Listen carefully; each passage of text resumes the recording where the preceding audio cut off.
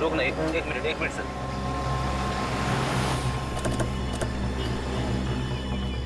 Sir, ये उस mobile company की दुकान है जिसके बारे में सचिन सर ने फोन करके बताया था। सुनिए भाई साहब, हमें एक मोबाइल के बारे में कुछ जानकारी चाहिए जो हाल ही में मार्केट में आया है आपकी कंपनी का। कहीं आप लोकम की बात तो नहीं कर रहे हैं? हाँ, लोकम का नीले रंग का फोन, पीछे एल लिखा हुआ और आगे स्टार बना हुआ। कहीं आप इस फोन की बात तो नहीं कर रहे? हाँ, इसी फोन की बात कर रहे हैं। बोलिए साहब, क्या जानकारी चाहिए? सबसे नया मॉडल है, 10 दिन पहले लॉन्च हुआ है। आपको चाहिए तो अभी से बुक कर दूं? नहीं, हमें खरीदना नहीं, हमें ये पता करना है कि ये फोन किन किन लोगों ने खरीदा है। हमें उनकी लिस्ट चेक करनी है। पर क्यों साहब? देखिए, हम सीआईडी से और एक खून के सिलसिले में तहकीकात कर रहे हैं। जी बिल्कुल, अभी तक हमने सिर्फ 12 पीसी बेचे हैं, कस्टमर का रिस्पॉन्स देखने के लिए।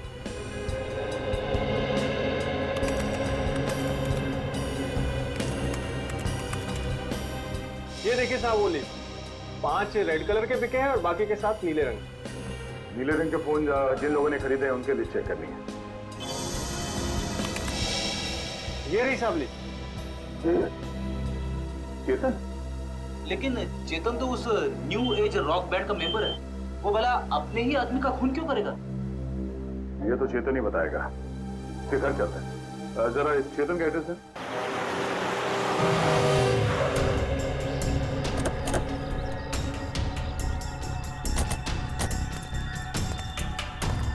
सर, घर तो बंद है। अब कहाँ ढूंढेंगे चेतन को?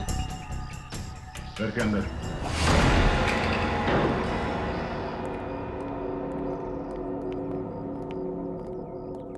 घर के अच्छी तरह से तलाशी लो, देखो कुछ मिलता है क्या।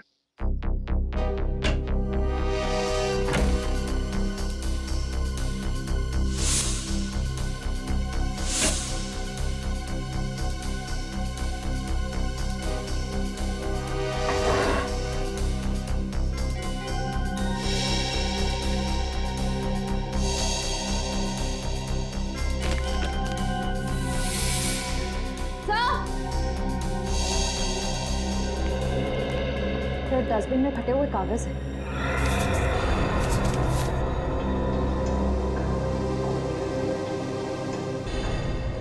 ये तो कोई ड्राइंग जैसा है।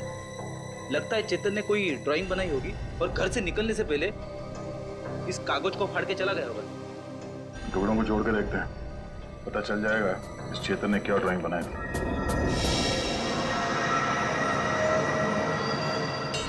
सर, ये तो कोई नक्शा या कोई ब्लूप्रिंट लग रहा है। श्रेया, तो किस जगह का? तो करण के ऑफिस के कैबिन का ब्लूप्रिंट है। करण? सर, ये करण भी तो न्यू एज रॉक बैंड का मेंबर है। सर, ये देखिए, उसके कैबिन में जितने भी म्यूजिकल इंस्ट्रूमेंट्स हैं और जितने भी इलेक्ट्रिक कनेक्शंस हैं, सब मार्क किए गए हैं। चेतन के घर पे करण के ऑफिस का मैप क्यों? करण की जान को खतरा तो नहीं है?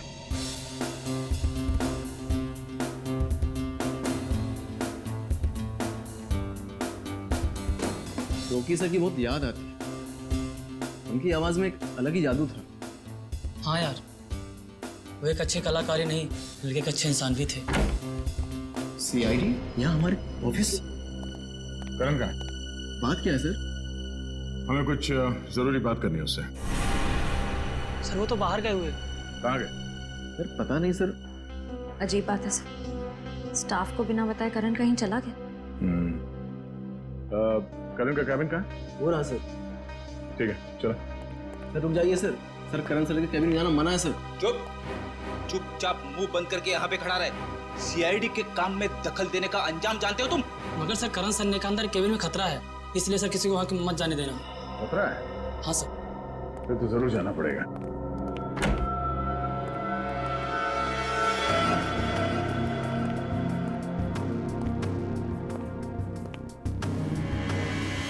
सर, ये कैबिन तो बिल्कुल वैसा ही है जैसा उस ब्लूप्रिंट में था जो हमें चेतन के घर से मिला था।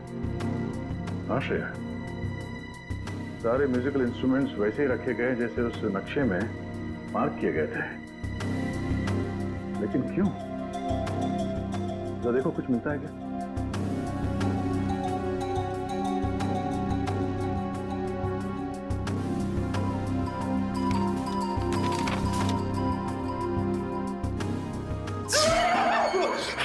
क्या हुआ फ्रेडी? सर गिटार में करंट है। गिटार में करंट है? अरे नहीं सर, सर रॉकी के खून में करण का हाथ है, इसीलिए उसने जानबूझ के ये वाला सेटअप अपनी कैबिन में बनाया ताकि वो शो में होने वाले खून की प्रैक्टिस कर सके। सर ये स्केच देखिए, इसमें म्यूजिकल इंस्ट्रूमेंट्स और इलेक्ट्रिक कनेक्शंस बिल्कुल वैसे ही हैं जैसे उस शो में थे। स्टेज और बैक स्टेज में भी सब ऐसे ही फिट किया गया था। ये सारा मामला समझ में आ रहा है। करण और चेतन इन दोनों ने मिलकर रॉकी का खून किया है। मगर सर करण सर ऐसा क्यों करेंगे सर? वो तो पता चल ही जाएगा। पहले ये बताओ, इस कैबिन में करण के साथ कोई और भी आया था?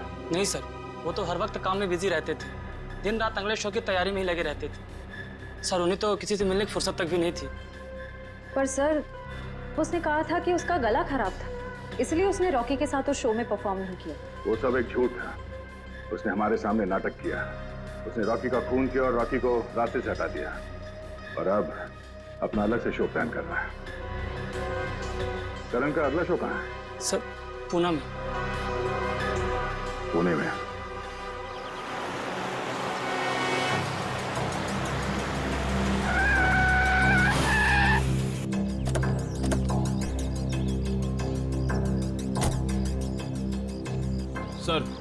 सर मोबाइल कंपनी के हिसाब से चेतन के फोन का आखिरी लोकेशन यहाँ पे ट्रेस हुआ है सर इसी सुनसान जगह पर चेतन ही आया क्यों होगा? यहाँ आसपास तो कुछ भी नहीं है। कुछ तो जरूर है। हो सकता है चेतन यहाँ पे किसी से मिलने आया हो और उसके बाद यहाँ पे आके कहीं छिप गया। पर सर अब हम चेतन को ढूंढेंगे कैसे? वो देखो सामने छोटी सी दुकान दिख रही है, वहाँ चल के पूछते हैं।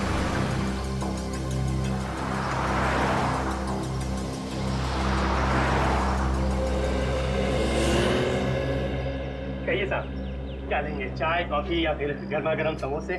नहीं बस आप इतना बता दीजिए कि आपने इस आदमी को पहले कभी देखा है?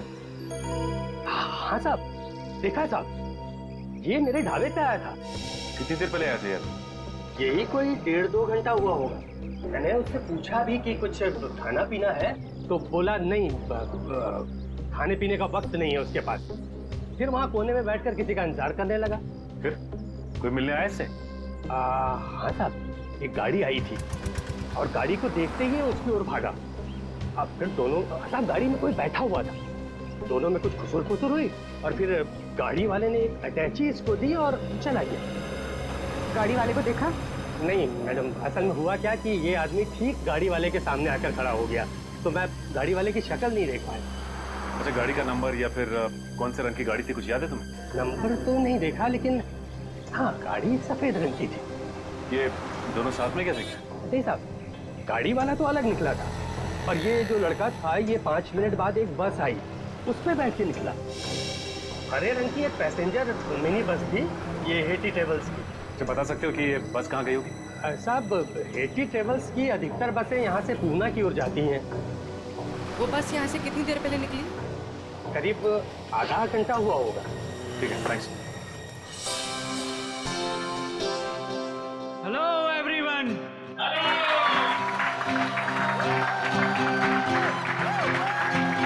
तो आखिरकार वो दिन आ ही गया जिस दिन का आप सबको बेसब्री से इंतजार था। तो अपने दिलों को थाम के बैठिए, क्योंकि अब आपके सामने आ रहे हैं आपके दिलों की धड़कनों को तेज करने the one and only mister Karan.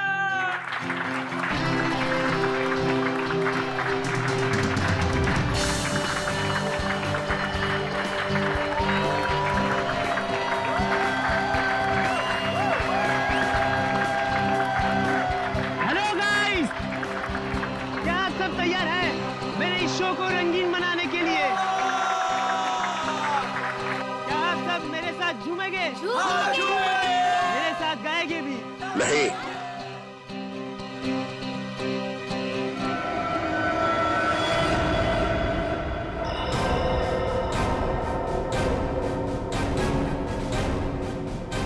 CID यहाँ? हाँ, आप लोग सब प्लीज बाहर जाइए।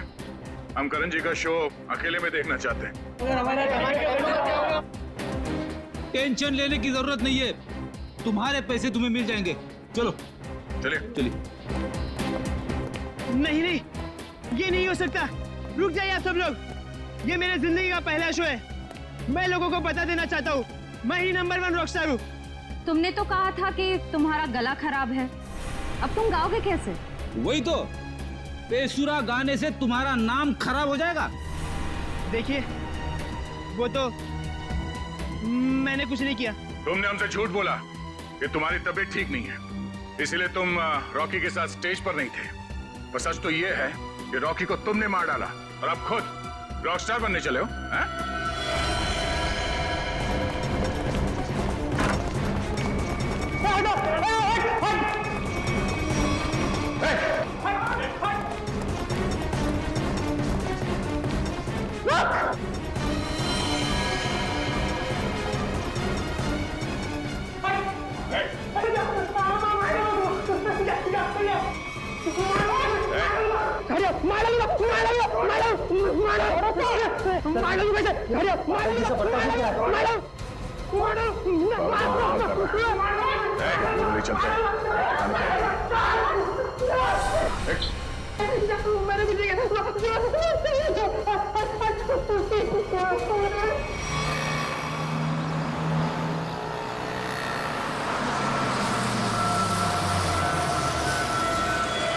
चलो चलो सब लोग उतरो, लास्ट स्टॉप आ गया। चलो चलो सब लोग उतरो, लास्ट स्टॉप आ गया। चलो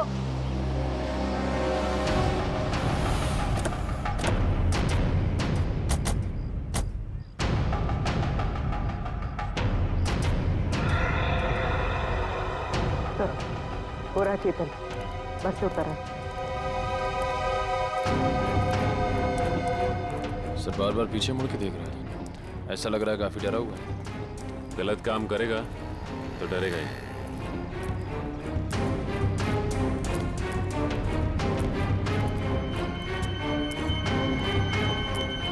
ठीक है।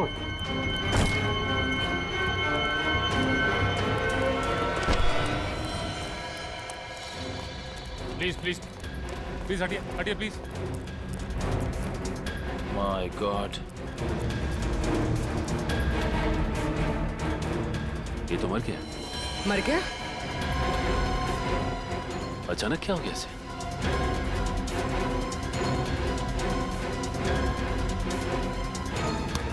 सर शरीर पे किसी भी घाव के निशान नहीं। फिर इसकी मौत हुई कैसे?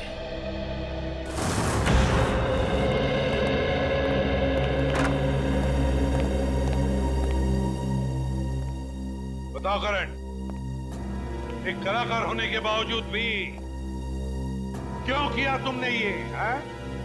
क्यों किया?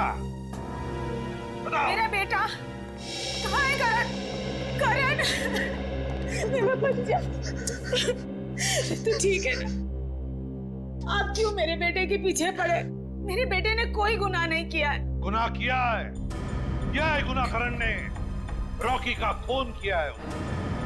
खून? नहीं नहीं एसीपी साहब, लगता है आपसे कोई भूल हो गई है। देखिए, मेरा बेटा किसी का खून नहीं कर सकता। अच्छा, करण के ऑफिस में वो म्यूजिकल इंस्ट्रूमेंट के साथ बिजली के तार क्यों जोड़े गए? और वो स्टेज का स्केच, वो कहां से आया जहां पे रॉकी की मौत हुई थी? सर, मैं मानता हूं मैं रॉकी को मारना चाहता था। मैंने वो इलेक्ट्रिक वायरिंग भी की, स्टेज पर रबर सॉल्यूशन भी लगाया और रॉकी को जलाकर मार देने का प्लान भी बनाया। पर यकीन कीजिए सर, मैंने रॉकी को नहीं मारा है। मैंने तो लास्ट समय अपना प्लान बदल दिया था सर। झूठ झूठ बोल रहे हो तुम नहीं मारा है रॉकी को, और तुमने चेतन को अपने प्लान में शामिल कर लिया ताकि सारा इल्जाम उस पर जाए। कौन चेतन? वही चेतन जो तुम्हारे रॉक बैंड का मेंबर था, समझा? सर, चेतन से मेरा कुछ लेना देना नहीं है सर। अच्छा, रॉकी का खून तुमने नहीं किया है, चेतन के साथ तुम्हारा कोई संबंध नहीं है। सब पता लगा लेंगे करण, सब पता लगा लेंगे। सचिन, पता नहीं क्यों, लेकिन ऐसे लगता है कि इस करण की बातों में कोई सच्चाई है। सर, अगर ये चेतन करण से मिला हुआ नहीं है तो चेतन के घर में करण के ऑफिस का ब्लूप्रिंट कैसे आया? और फिर इलेक्ट्रिक वायरिंग पे जगह जगह मार्किंग की गई थी। लगता है ये चेतन करण की कॉपी कर रहा था ताकि रॉकी के खून का इल्जाम इस करण पर आ जाए। फिर सर, चेतन को किसने मारा होगा? कोई और है सचिन, कोई तीसरा, जिसने चेतन के हाथों रॉकी को मरवा दिया और फिर अपना काम होते ही चेतन को भी ऊपर भेज दिया। पर है कौन ये तीसरा?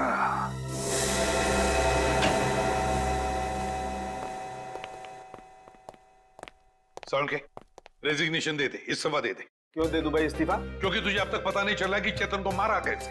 तुम्हें कैसे मालूम नहीं पता लगा पाया है? अरे यार, आधी बात पता चल चुकी है। तो फिर बता ना जल्दी।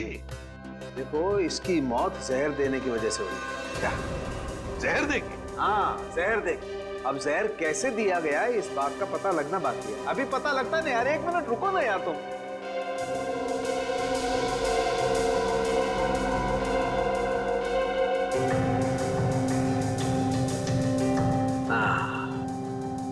ये इसी बात का शक था मुझे।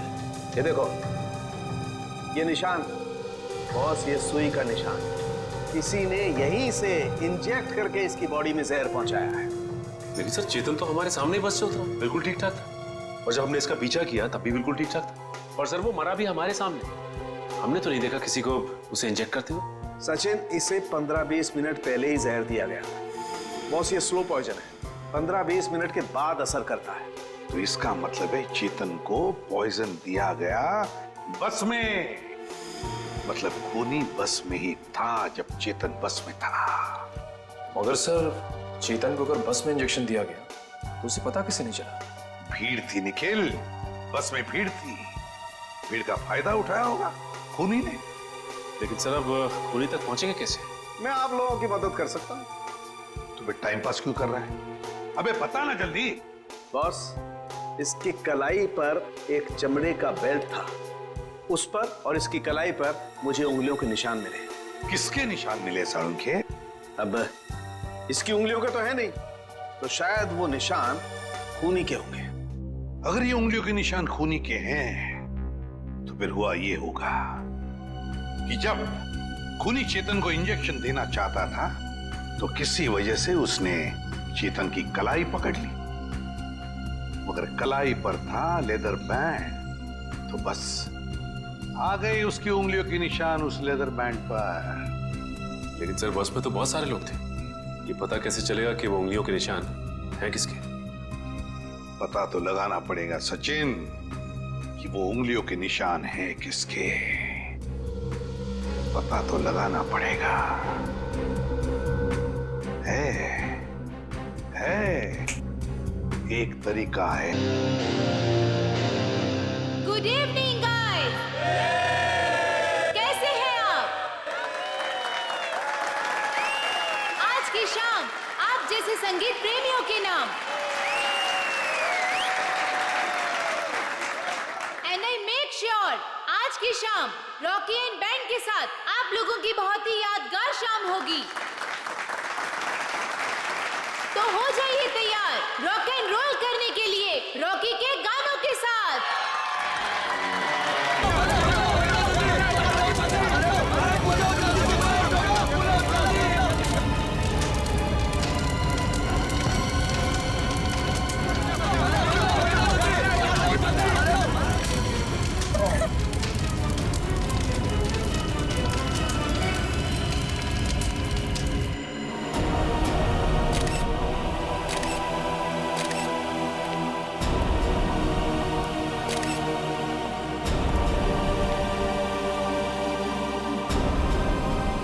कमर के नीचे का हिस्सा पूरी तरह से जल चुका है सर। शरीर के ऊपर के हिस्से में घाव वगैरह भी नहीं है।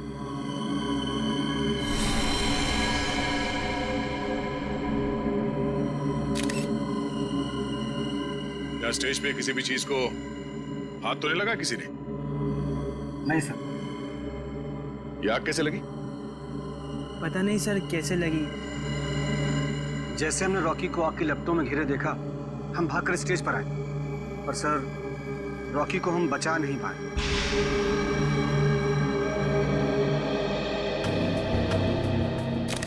आप लोगों ने किसी को ये आग लगाते हुए देखा? या कोई जल्दी हुई चीज स्टेज पे फेंकते हुए देखा किसी को? बड़ी अजीब बात है, स्टेज के बीचों बीच अचानक आग कैसे लग सकती है? स्टेज में कुछ है। एक काम करो, स्टेज को अच्छी तरह से चेक करो।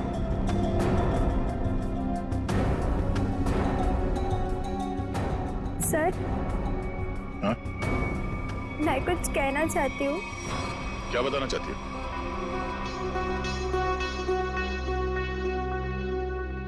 पर यहाँ नहीं, आप आइए मेरे साथ। चलिए।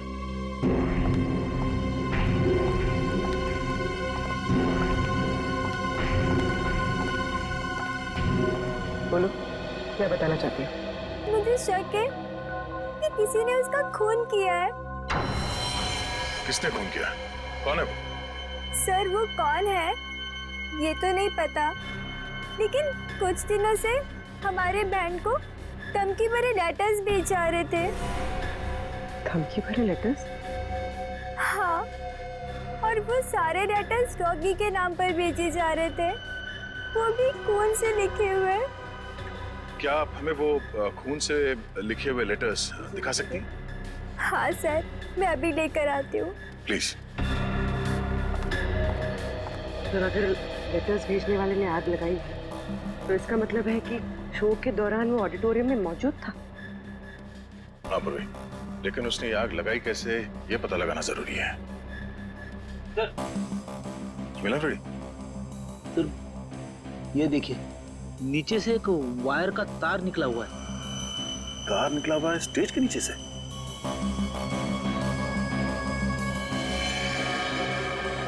वो भी ठीक उसी जगह पे जहां पे रॉकी खड़ा था जलने से पहले।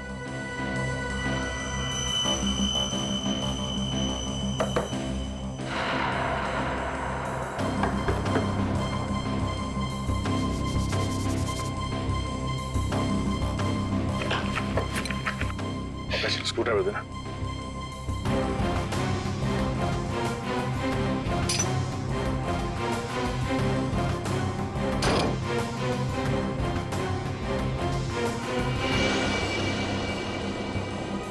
सर, नीचे तो एक कमरा है। हाँ, लगता तो कुछ ऐसे ही है। नीचे जाके देखते क्या है। जरा टॉर्च देना।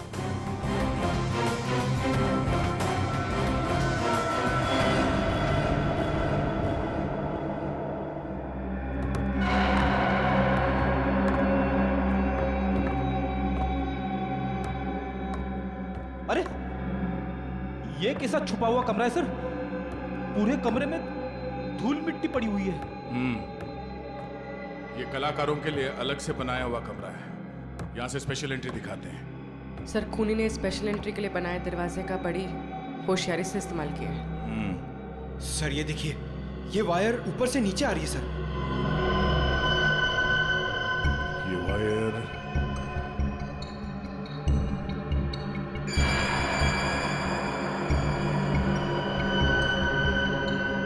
ये क्या है? चिपचिपा सा।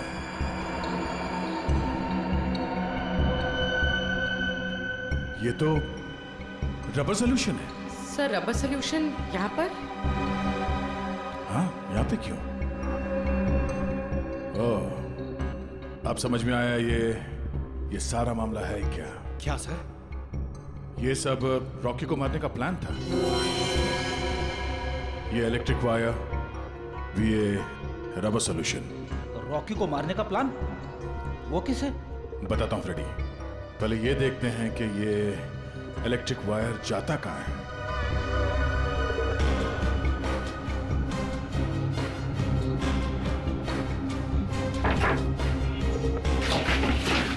संभाल के।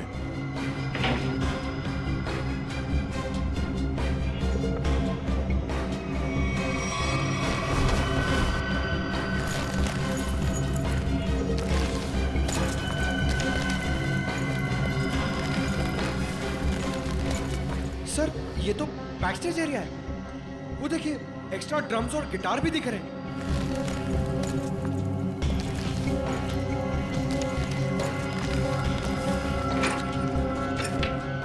ये देखो,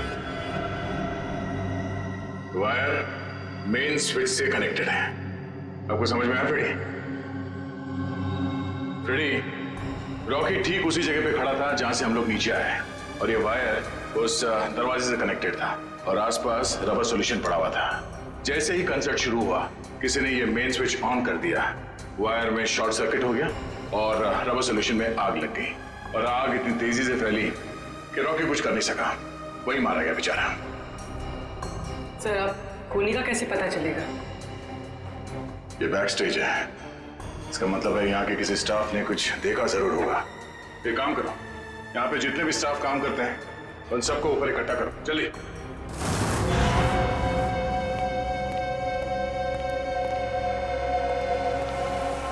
सब लोग आ गए? अच्छा एक बात बताओ, शो स्टार्ट होने वाला था या फिर शो स्टार्ट हो चुका था? उस वक्त आप में से किसी ने स्टेज के पीछे जो कॉरिडोर है उसमें जो इलेक्ट्रिक स्विच बोर्ड है उसके आसपास किसी को देखा था? स्विच बोर्ड के पास? वो क्यों? क्योंकि किसी ने वायरिंग के साथ छेड़छाड़ की है और वही आदमी रॉकी की मौत का जिम्मेदार है। ओ नो सर, ये आप क्या कह रहे हैं? सर मैं तो स्टेज पर था रॉकी के साथ। और जो बैंड मेंबर्स परफॉर्म नहीं कर रहे थे वो लोग भी स्टेज पर खड़े थे रॉकी को चीयर करने के लिए। और तुम कहाँ थे? तुमने किसी को देखा स्विच बोर्ड के पास जाते हुए? देखो, घबराओ मत, सोच के बताओ। हाँ? शो शुरू होने से पहले आखिरी बार तुमने कॉरिडोर में किसको देखा था?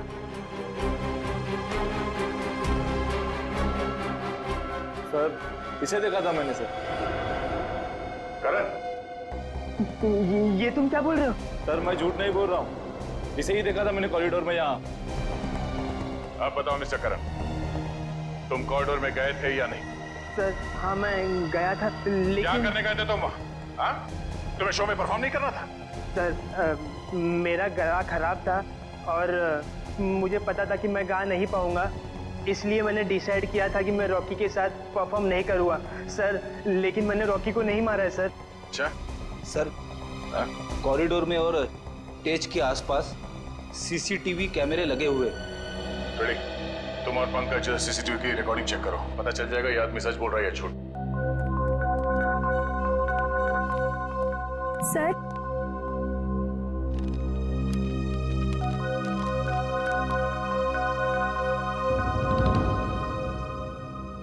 वाकई ये लेटर्स तो फोन से लिखे हैं।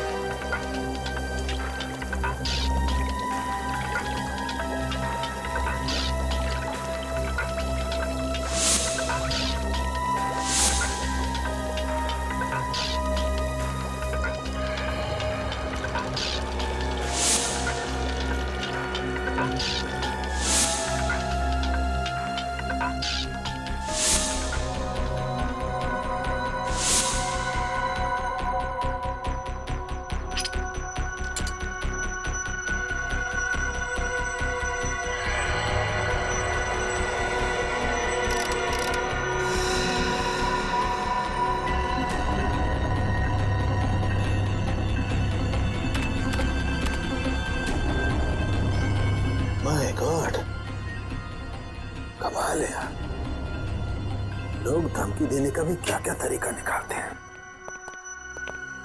के किस सोच में पड़ा है तू? बॉस, ये जो लेटर्स हैं ये खून से लिखे गए। तो इसमें कौन सी अजीब बात है? अजीब बात यह है बॉस कि ये जो खून है वो इंसान का नहीं है, जानवर का खून है ये। जानवर के खून से? हाँ, ये लेटर्स भेड़ के खून से लिखे गए हैं बॉस, भेड़ के खून से। भेड़ के खून से? और क्या पता चला? ये लेटर्स मैंने अच्छी तरह से स्टडी किए हैं। जिस किसी ने भी ये लेटर्स लिखे हैं वो बहुत ज्यादा पढ़ा लिखा इंसान है।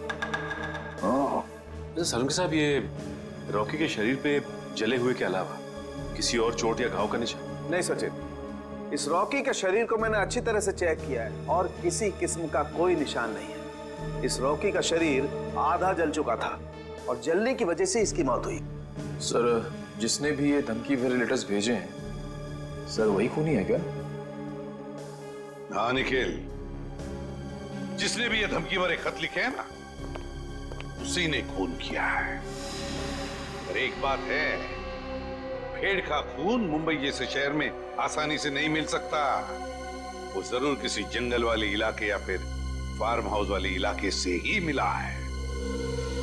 तो हमारे शहर के आसपास जितने भी फार्म हाउसेस है वहां जाकर के पता लगाओ, पूछताछ करो और देखो किसने भेड़ का खून किसी को दिया है या फिर बेचा है क्या।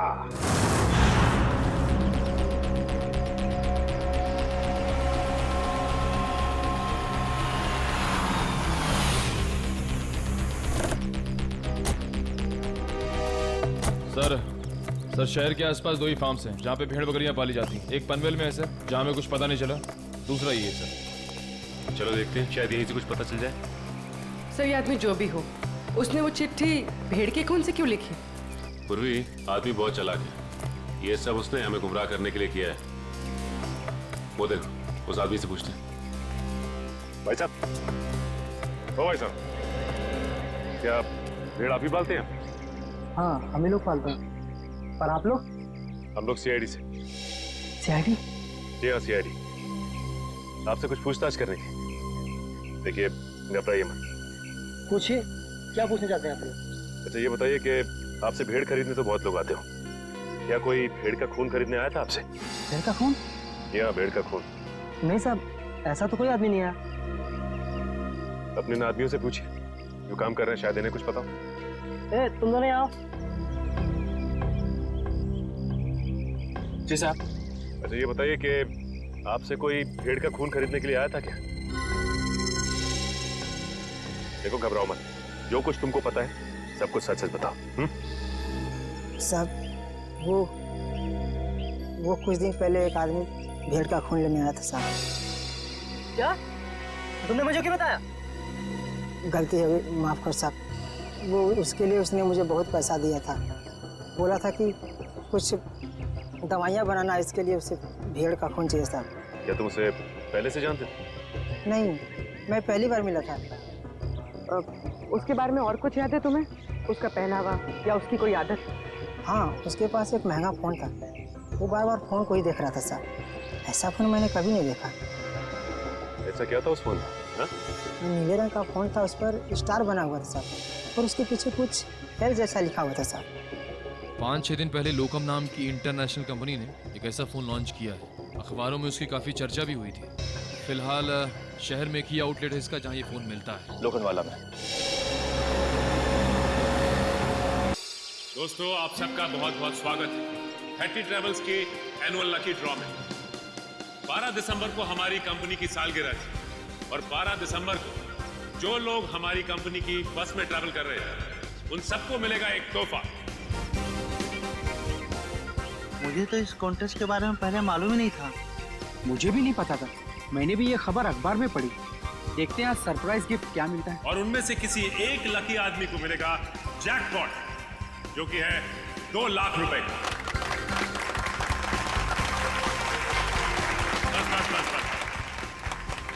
लेकिन उससे पहले आपको एक छोटा सा काम करना होगा और वो है ये फॉर्म, साधारण सा फॉर्म, वो आपको भरना होगा। तो फिर देर किस बात की है, आइए एक एक करके फॉर्म भरिए और अपने अंगूठे का निशान छोड़कर जाइए इसमें। ये लीजिए।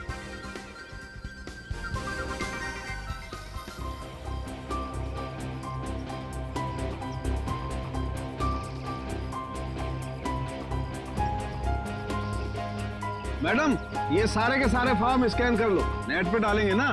जी सर जी।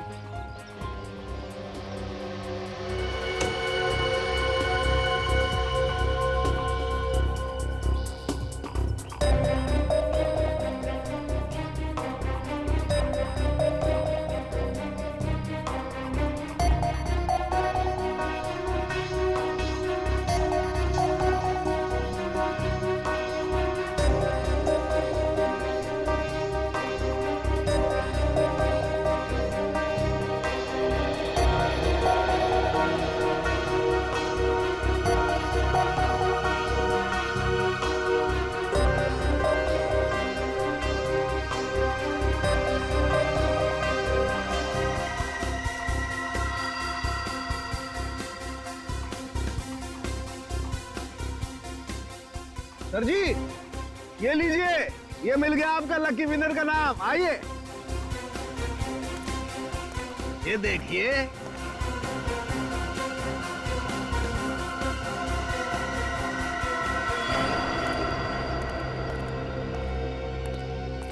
दोस्तों, आप सबका इंतजार अब खत्म हुआ। अब हम घोषित करने जा रहे हैं विनर का नाम, जो कि है मिस्टर जगन। मैं जगन हूं। मैंने जैकपॉट जीत लिया। मुझे विश्वास ही नहीं हुआ, मैंने 2 लाख रुपए जीते। 2 लाख! सर, कहाँ लेना है? आपके लिए हमने और भी कुछ सोच के रखा। उससे भी बड़ा सर? उससे भी बड़ा क्या सर? जेल का। जेल? जगन बाबू, सारी जिंदगी जेल में रहने का इनाम। ये कैसा मजाक है? मैं जेल क्यों जाऊंगा? मैंने ऐसा क्या किया है सर? चेतन का खून किया है, जहरीली सुई चुभोकर। चेतन, मैंने खून?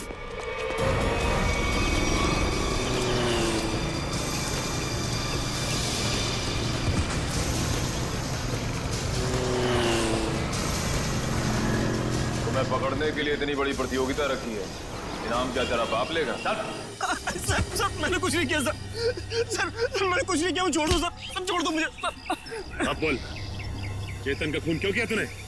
सर, मुझे पैसे मिलने थे उसके सर। कौन देने वाला था पैसे तुझे? आज रात को मिलेगा वो आदमी मुझसे सर। तो आज रात को हम भी मिलते हैं उससे।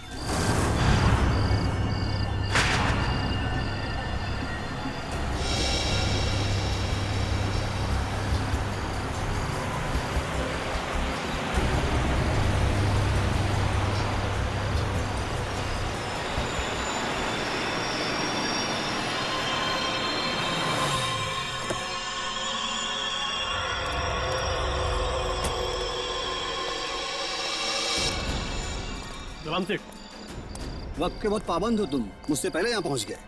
सेठ, मुझे मेरे पैसे दे दो सेठ। यहाँ अगर किसी ने देख लिया तो बवाल खड़ा हो जाएगा सेठ। मुझे फौरन निकलना है से। आखिर तुमने मेरा काम किया है, इनाम तो तुम्हें मिलना ही चाहिए। हाँ सेठ।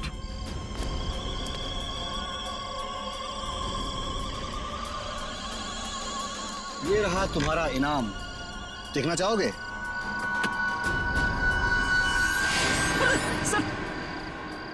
बंदूक? हाँ, बंदूक। क्या मजाक है सेठ? ये मजाक नहीं और ना ही ये कोई खिलौना है, ये असली बंदूक है और चलती भी है। और इसीलिए तो अगली गोली तेरे सीने के पार हो गई है। सेठ, मुझे क्यों मारना चाहते हैं? मैंने तो हेल्प की आपकी। इसीलिए तो अब तुम मेरे लिए एक खतरा बन चुके हो और मैं खतरों को पालता नहीं हूँ, उन्हें खत्म कर देता हूँ। फिनिश। बाय जगन। अब तुम मेरे लिए एक खतरा बन चुके हो और मैं खतरों को पालता नहीं हूँ, उन्हें खत्म कर देता हूँ। फिनिश। बाय जगन।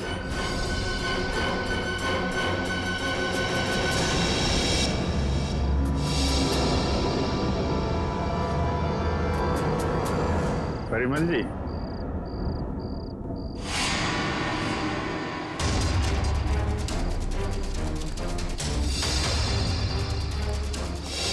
मुझे माफ कर दो, प्लीज मुझे माफ कर दो। अच्छा, कभी कभी आदमी को ज्यादा चालाकी भारी पड़ जाती है परिमल जी। लोगों को इनाम देने का बहुत शौक है ना, अब सीआईडी का इनाम चाहिए।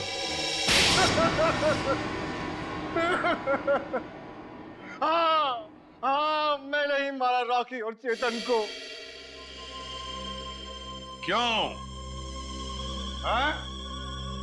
क्यों मारा तुमने रॉकी और चेतन? तुम तो रॉक बैंड के गुरु थे ना? गुरु? क्यों? क्योंकि उनकी वजह से मैंने अपना बेटा खोया था। उसकी मौत का बदला लिया है मैंने। मौत का बदला? मतलब? क्योंकि उनकी वजह से मेरे बेटे ने आत्महत्या की थी। वो कैसे? मेरा बेटा बहुत अच्छा गाता था, उसकी आवाज में जादू था। बहुत जल्दी वो बहुत पॉपुलर होने वाला था। बस ये रॉकी और करण जलते थे उससे। इन दोनों ने मिलकर मेरे बेटे का कैरियर बर्बाद करने का प्लान बनाया। इन्होंने उसे कोई ऐसी ड्रग्स खिला दी जिससे वो बीमार पड़ गया, उसका गला खराब हो गया। धीरे धीरे करके उसने गाना ही छोड़ दिया और डिप्रेशन में चला गया। फिर एक दिन इन सब हालात से तंग आकर उसने आत्महत्या कर ली। आप इतने यकीन के साथ कैसे कह सकते हैं कि ये सब कुछ रॉकी और करण ने किया? क्योंकि मेरे बेटे के मरने के बाद एक दिन मैंने रॉकी और करण की बातें सुन ली थी, मगर उन्हें नहीं पता था कि मुझे उनकी असलियत पता चल चुकी है। और इसलिए तुमने रॉकी को मार डाला? हाँ, मगर रॉकी को मारने का प्लान करण का था और ये बात मुझे पता चल गई थी। मैं हमेशा करण पर नजर रखे हुए था। और चेतन को क्यों मार डाला? क्योंकि रॉकी को मारने का सारा काम मैंने चेतन से ही करवाया था। वो इलेक्ट्रिक करंट का तार भी उसी ने लगाया था। चेतन मेरे बारे में सब कुछ जानता था। मुझे डर था कि कहीं वो मेरे बारे में आप लोगों के सामने मुंह न खोल बैठे, इसलिए मैंने उसे भी मार डाला। तुम्हारे बेटे के साथ जो कुछ भी हुआ बहुत गलत हुआ, लेकिन इसका मतलब ये नहीं कि बदले की आग में तुम दो लोगों की जानें लो। तुमने बहुत बड़ा जुर्म किया है और इस जुर्म की सजा तो सिर्फ फांसी ही है, फांसी।